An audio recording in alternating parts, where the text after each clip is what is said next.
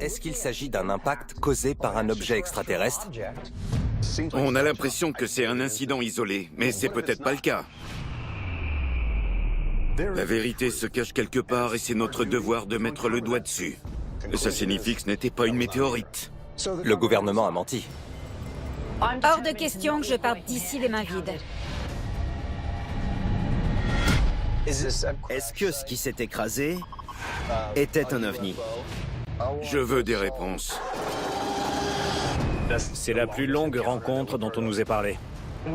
C'est peut-être la confirmation qu'un ovni s'est posé sur notre planète.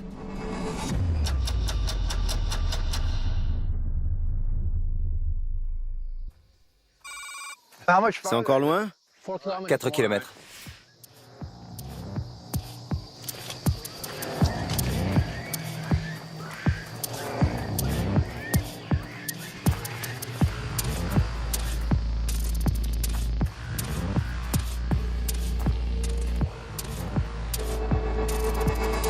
C'est encore loin? Encore une demi-heure? Une demi-heure? Ouais. Roberto Venias conduit l'équipe à l'endroit où il a été témoin du crash d'un ovni le 17 août 1995. Ça se dégage là-bas. Le gouvernement a déclaré que l'objet observé par Roberto n'était autre qu'une météorite. Le gouvernement soutient qu'il s'agissait d'une météorite. Donc il faut qu'on détermine ce qui s'est écrasé ici. On va faire tous les tests possibles et ne négliger aucun détail. On y est presque.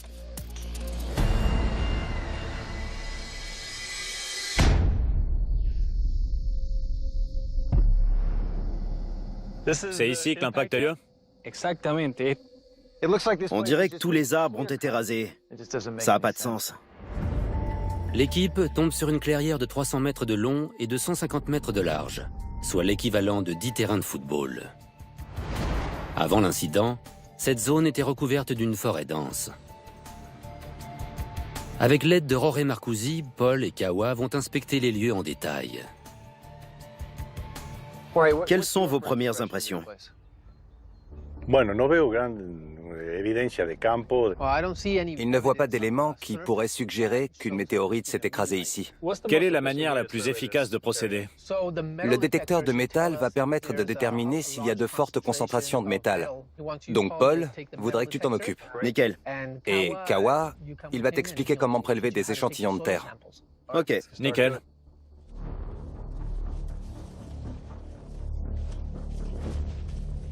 C'est vachement plat comparé au reste de la jungle. Je démarre au centre et je continue en décrivant une spirale comme quand on tond une pelouse, pour être sûr de ne négliger aucune zone. En général, les météorites contiennent beaucoup de fer. Donc, si c'est bel et bien une météorite qui s'est écrasée ici, il devrait y avoir des concentrations anormales de fer et des débris éparpillés un peu partout. Je l'enfonce à une profondeur précise ou le plus loin possible? Plus le prélèvement sera profond, mieux ce sera pour analyser les échantillons. Ok. En plus de détecter la présence de métal, l'équipe prélève des échantillons tous les 15 mètres pour déceler des anomalies qui pourraient déterminer ce qui s'est écrasé au sol. Est-ce que vous remarquez quelque chose d'étrange? Bueno, hasta ahora que es un material muy blando. Así de un impacto acá no se puede hablar. Le gouvernement a décrété qu'il s'agissait d'une météorite. Mais ça fait des heures qu'on examine le terrain et le géologue ne pense pas que ce soit une météorite. On va attendre les résultats des analyses, mais pour l'instant, je pense qu'il s'est passé autre chose. Quelque chose qu'on ne peut pas expliquer.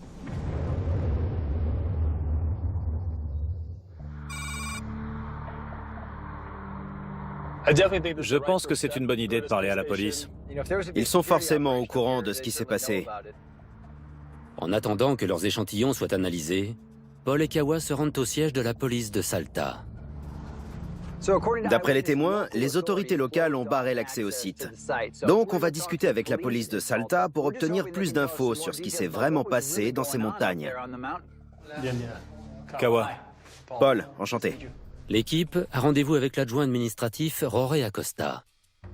On enquête sur un événement qui s'est produit en 1995, le 17 août pour être précis. Il y a un objet mystérieux qui s'est écrasé dans les montagnes de Salta. Et on se demandait si vous aviez des comptes rendus ou d'autres informations concernant cet incident.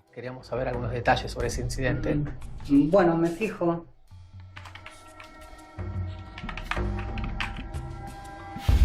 No tenemos registrado en la computadora sobre eso tipo de incidente que haya pasado. Ils n'ont aucune information. No tenemos registrado acá eso. Est-ce que vous connaissez quelqu'un qui en saurait un peu plus? Pueden hablar con mi superior, que es el comisario, el jefe de la comisaría. Il y a eu un énorme crash dont des milliers de personnes ont été témoins, et le fait que la police municipale n'ait aucune trace de cet incident est très étrange. Le directeur de police, Adolfo Torres, rejoint l'équipe. On se demandait si vous aviez des comptes rendus concernant cet objet qui s'est écrasé. Algo del incidente sé, porque bueno, no era, digamos, nuestro caso, no era nuestra investigación acá en la policía de la provincia, no quedó registro. Donc vous êtes bien au courant qu'un incident s'est produit ce jour-là et que d'autres organismes ont été impliqués dans l'enquête. Mais votre service ne possède aucune archive et vous aussi, vous trouvez ça étrange. J'essaie juste de comprendre. Je trouve ça très bizarre que les autorités locales ne possèdent aucune trace d'un événement qui a nécessité une réponse d'une telle ampleur. Por lo menos acá no tenemos esa información. Sí, es extraño. Dans ce genre d'incident, leur mission est de gérer les potentielles victimes. Et ils confirment qu'ils devraient avoir accès au compte-rendu de ces opérations. Mais ce n'est pas le cas. Mais ce n'est pas lui qui était en poste à cette époque. Il ne travaillait pas encore pour ce service il y a 23 ans. Donc les seules informations qu'il possède viennent des rumeurs qu'il a pu entendre dans le quartier. La police municipale n'a pas aidé à sécuriser les lieux ou à enquêter? Oficialmente la policía no participó del incidente. D'accord. Ils affirment qu'ils n'ont aucune trace de cet événement et qu'un organisme plus haut placé a débarqué et pris le contrôle de l'enquête. C'est pas très clair comme histoire. Qui est-ce qui tirait les ficelles dans cette affaire? Est-ce que vous connaissez quelqu'un qui pourra avoir d'autres informations sur cet événement? Quelqu'un lui a confié à titre privé qu'un homme qui habite dans la région avait vu l'explosion. Donc vous pourriez peut-être suivre cette piste.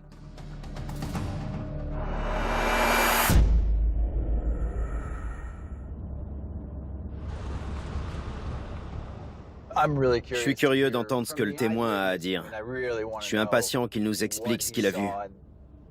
Paul et Kawa sont dans la banlieue de Salta pour rencontrer Tony Galvano, le témoin mentionné par le directeur de police. On y est. Ouais, ça doit être là. Tony a travaillé 35 ans comme pilote commercial et connaît parfaitement l'espace aérien de l'Argentine.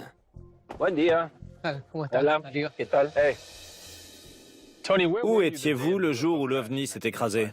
¿Dónde estabas el día en que se estrelló el OVNI en 1995? En ese día, 2 menos cuarto de la tarde, 13:45, estábamos, en mi caso particular, estaba de sobremesa. Et il a entendu une très grosse explosion. Vous avez ressenti l'impact? La terre a tremblé? Exactamente, un movimiento telúrico. Comme une onde de choc. Pueblos aledaños, Taco Pozos, Monte Quemado, que están a 150 kilomètres, sintieron igual que sentimos nosotros en Joaquín B. González. 150 km? C'est ça. Ça fait une trotte. Et ils ont quand même senti quelque chose. Apparemment, il y a eu des secousses, et c'était aussi le cas en Virginie, au Mexique et au Chili. Étant donné qu'il s'est passé la même chose en Argentine, ça veut dire que c'est un facteur commun à tous ces signalements d'OVNI. Qu'est-ce que vous avez fait?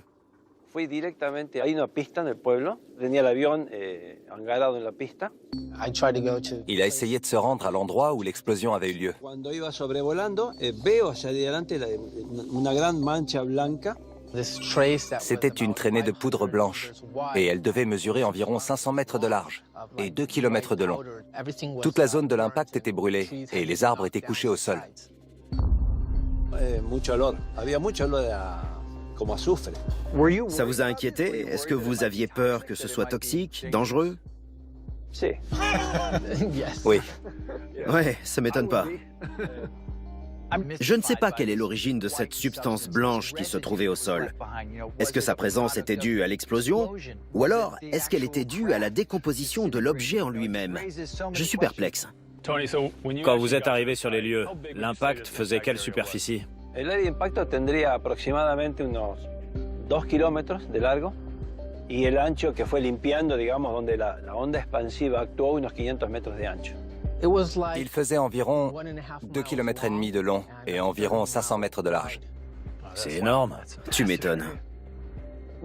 Est-ce que vous avez remarqué des débris, des morceaux? No. Bueno, ese día aterrizo 7 y media de la tarde y bueno, abajo ya había periodismo, gente, muchísimo movimiento. 2 heures après l'incident, les routes étaient bloquées et personne ne pouvait plus accéder au site. Donc, vous êtes en train de dire que 2 heures après l'incident, tout le périmètre était sous surveillance, c'est ça? Sí. Est-ce que vous avez vu qui bloquait l'accès? À quoi ressemblaient ces gens? Había gente de civil, ya había camionetas 4x4, había gente uniformada con uniformes negros.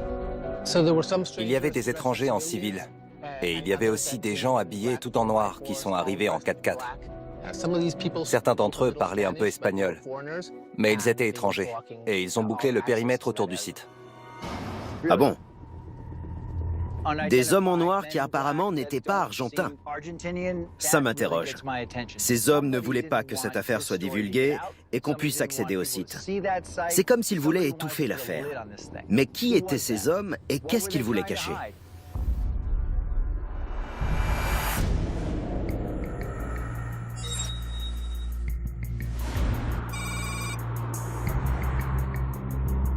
On a des nouvelles de l'Argentine.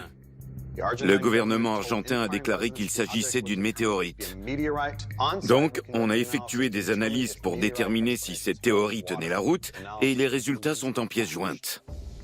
L'enquêteur Mike Cole et le spécialiste en analyse des conflits Michael Livingstone étudient les résultats des analyses d'échantillons prélevés sur le lieu de l'impact, à Salta. Une analyse élémentaire a été effectuée pour déterminer s'il s'agissait d'une météorite. Ils cherchaient des éléments précis. Des éléments comme le fer et le nickel, la camacite ou le quartz choqué. Les analyses n'ont révélé la présence d'aucun de ces éléments. Autrement dit, ça signifie que ce n'était pas une météorite. Le gouvernement a menti? Oui. Ce qui s'est écrasé à Salta n'était pas une météorite. Donc si le gouvernement argentin a dit que c'était le cas, c'est qu'il cherchait à dissimuler quelque chose. Il n'a pas voulu communiquer sur ce qu'il s'est vraiment passé. On ne nous a pas dit toute la vérité. Ils ont aussi rencontré un pilote qui s'appelle Tony Galvano et qui a survolé le lieu du crash. Le périmètre a été bouclé par un organisme étranger et l'accès au site a été interdit en l'espace de 48 heures. Et il parlait anglais.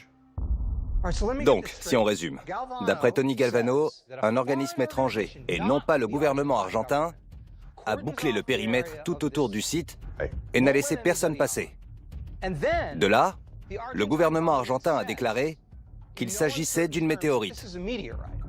Mais les analyses ont déterminé que ça ne pouvait pas être le cas. Donc le gouvernement avait tort. Si ce n'était pas une météorite, alors qu'est-ce qui a provoqué cet impact ? Et qui étaient ces hommes en noir impliqués dans l'affaire?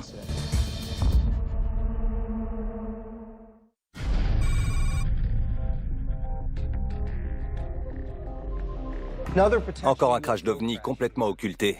Et le gouvernement a joué un rôle dedans.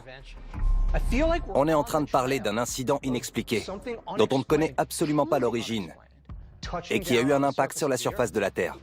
Et on n'a aucune preuve qui nous permettrait d'expliquer cet incident, parce qu'elles ont toutes été cachées et supprimées. Oui. On doit changer de stratégie. Ce qu'il nous faut, c'est un événement du même type qui n'a pas été dissimulé. On va chercher ça. OVNI, poudre blanche, et on exclut les documents déclassifiés de la recherche. Je mets tous les pays. L'équipe recherche des accidents et atterrissages inexpliqués qui n'ont pas été étudiés par le gouvernement ou l'armée dans l'espoir de trouver des preuves qui n'ont pas été dissimulées. Ok, donc, on a 107 résultats, éparpillés un peu partout dans le monde.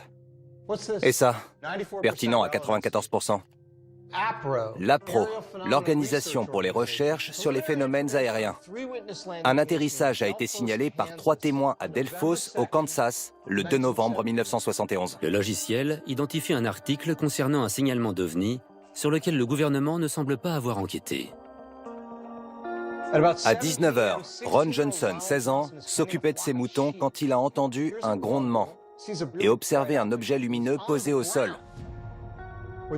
À l'endroit où l'objet s'est posé, Ron Johnson a observé un cercle phosphorescent. Après avoir balayé la terre en surface, il a vu que la zone était recouverte d'une substance blanche. C'est la même chose qui s'est passé à Salta. Une espèce de poudre blanche. Volando, veo hacia adelante una gran mancha blanca. C'était une traînée de poudre blanche. Ron Johnson s'est empressé de prendre une photo. Tu l'as? Je cherche. La voilà. Est-ce que c'est la délimitation du cercle? C'est quoi ce truc? Le grain de l'image est mauvais. C'est une photo qui a 50 ans. C'est donc difficile de déterminer ce que c'est. Ok, il faut qu'on creuse. Il y a des témoins, des éléments qui coïncident avec l'autre affaire. Et à Salta, on a obtenu des résultats en envoyant un géologue sur le terrain. Donc on pourrait faire la même chose. On envoie une équipe sur place, et s'il y a un lien avec Salta, on le prouve. Le sol a été impacté et d'autres éléments coïncident avec Salta. Donc on ne peut pas se permettre de ne pas aller à Delfos.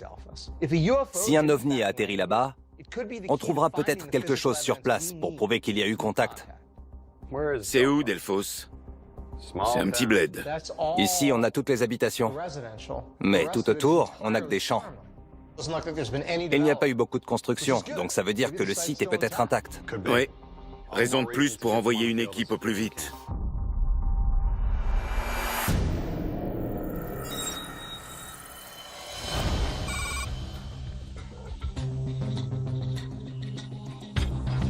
J'espère vraiment qu'on va réussir à retrouver Ron. Si ce cercle existe encore et qu'on le retrouve, c'est super. Nick Carnesi, agent de renseignement des Marines, et Sarah Credas, astrophysicienne et journaliste, sont au Kansas dans l'espoir de retrouver Ron Johnson, qui aurait vu un ovni se poser à Delfos. On va peut-être trouver des preuves. C'est génial pour notre enquête.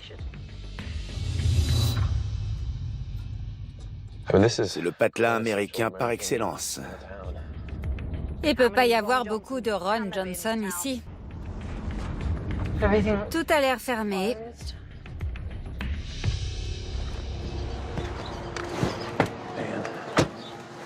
Alors? Rien. C'est fermé.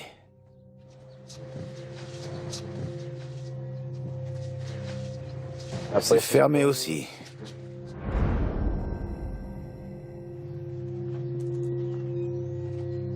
Il n'y a pas un chat. Je ne trouve rien. Il n'y a aucune trace de lui sur les réseaux sociaux, ni sur Internet en général. J'arrive même pas à trouver son adresse. Ouais. Ça a l'air ouvert. Je continue mes recherches.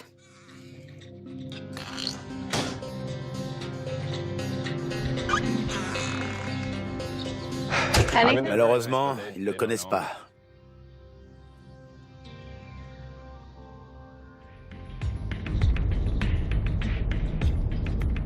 Il y a forcément quelqu'un qui a entendu parler de Ron Johnson.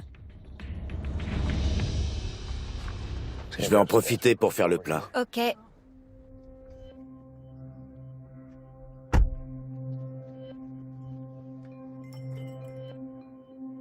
Bonjour. Comment allez-vous? Bien. Merci. Ça va peut-être vous paraître bizarre comme question, mais est-ce que vous connaissez Ron Johnson? Oui. C'est vrai? Oui. Il habite juste à la sortie de la ville. Il a une ferme qui se trouve au nord de la ville. C'est à quel sujet?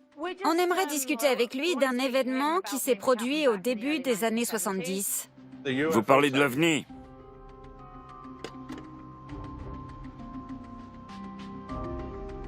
Est-ce que vous auriez son adresse? Oui. Il habite loin d'ici? Ah, même pas 1 kilomètre. Où sont tous les gens? Tout a l'air fermé. On est un petit patelin et c'est calme aujourd'hui. Ok, merci beaucoup. Passez une bonne journée. Bonne route. Tu vas pas le croire. Quoi? J'ai eu l'adresse de Ron Johnson par le gérant. J'ai le pressentiment qu'il va pas vouloir nous parler de cette histoire.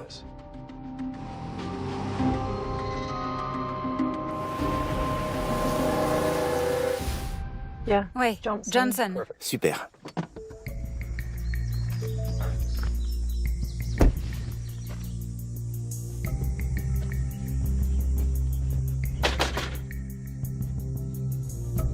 Bonjour. Bonjour, moi c'est Nick. Enchanté. De même. Sarah, enchantée. Désolé de débarquer à l'improviste, mais on est en train d'enquêter sur le cercle de Delphos. Et on nous a dit qu'un certain Ron Johnson avait été témoin de cet événement. Donc, on essaie de le retrouver. C'est mon père. Ah bon? Et est-ce qu'il habite encore dans le coin? Ouais, il est ici. Ron Johnson a toujours refusé de parler aux médias. On aimerait connaître votre version des faits, si vous êtes d'accord.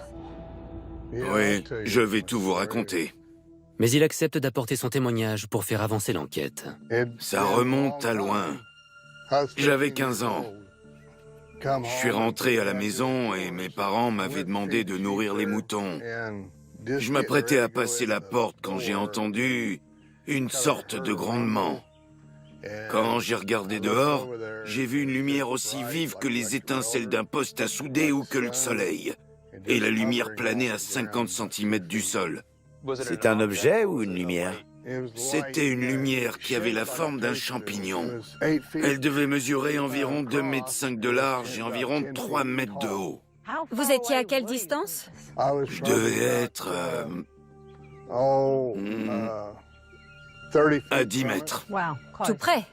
J'ai couru à l'intérieur pour avertir mes parents. On l'a regardée s'envoler et en quelques minutes à peine, elle avait complètement disparu, comme une étoile. J'ai dit à mon père de venir avec moi à l'endroit où elle s'était posée. Donc on s'est approché du cercle et il était en train de briller. Et quand ma mère a touché le sol, ses doigts se sont engourdis. Elle est rentrée à la maison en 4e vitesse pour aller chercher l'appareil photo et on a pris une photo du cercle. Ron montre à l'équipe une photo du cercle prise quelques instants après l'incident. Et un autre cliché, pris 4 ans plus tard. C'est le même cercle sur les deux. Ouais. Là, c'est en 1971 et là en 75. La marque est restée des années. Ouais. La Terre n'absorbait plus l'eau et même des années après l'incident, plus rien ne voulait pousser à cet endroit. Le cercle a subsisté des années et présentait des caractéristiques étranges. Il n'absorbait plus l'eau, rien n'y poussait. Comme la Terre n'évolue pas du jour au lendemain, il y a dû avoir un facteur extérieur. Dans ce cas précis, il s'agirait d'un ovni qui a fondamentalement modifié le sol.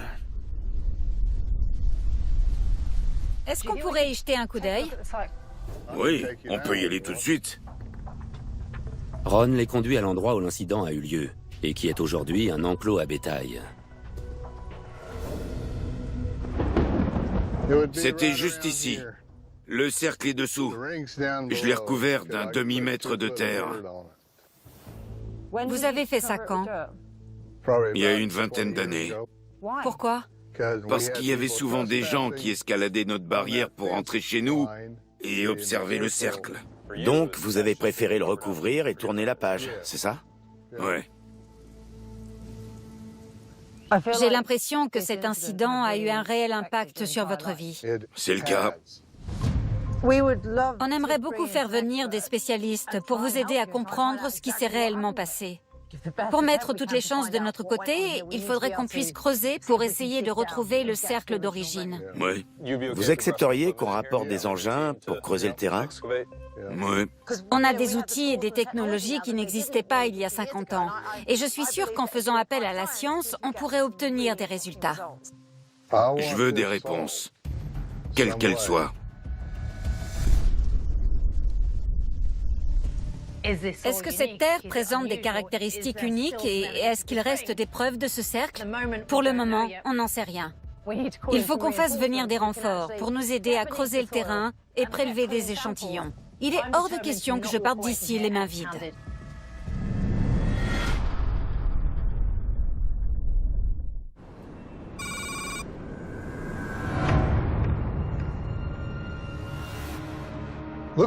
Paul et Kawa ont interrogé des gens, et ils ont du nouveau.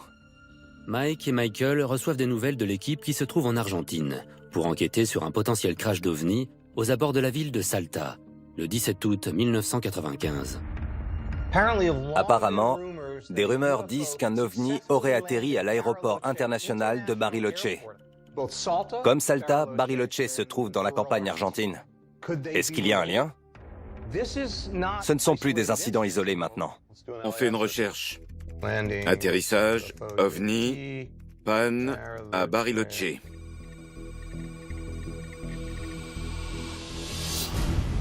Un résultat. Pertinent à 98%. Le 15 août 95, c'est seulement 2 jours avant l'incident de Salta. Des empreintes circulaires de 20 à 30 mètres à l'aéroport de Bariloche, incrustées dans le sol, avec 4 cercles plus petits à chaque coin, causés par une chaleur intense. La Terre présente une mystérieuse substance blanche sous la zone touchée. Comme à Salta. Source de chaleur et substance blanche. Est-ce qu'un ovni s'est posé à Bariloche avant de s'écraser à Salta 48 heures plus tard? À voir. Les dirigeants de l'aéroport n'ont pas fait de déclaration, bien qu'ils aient enquêté en interne. Quelque chose volait et s'est posé au sol, et à l'aéroport, ils ont des radars. Et des caméras. Oui, ils doivent avoir des infos. On va envoyer Paul et Kawa à l'aéroport de Bariloche. Ils trouveront peut-être quelqu'un qui a participé à l'enquête ou assisté à l'événement, et qui a les infos dont on a besoin.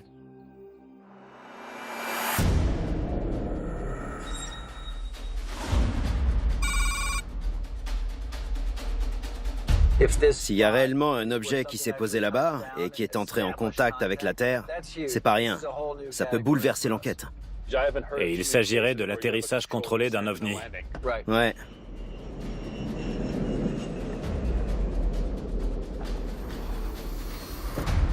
C'est plus petit que ce que je pensais. Paul, Kawa et leur interprète Dario arrivent aux abords de l'aéroport de Bariloche. Hola, buenos días. Ils ont rendez-vous avec Daniel Garcia, le superviseur de la tour de contrôle, au moment de l'incident de 1995. Qu'est-ce que vous savez sur l'OVNI qui s'est posé en 1995?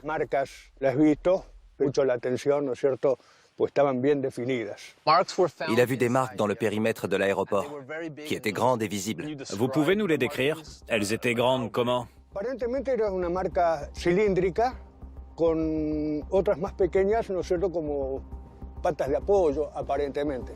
Donc il y avait un grand cercle avec plusieurs petits cercles autour.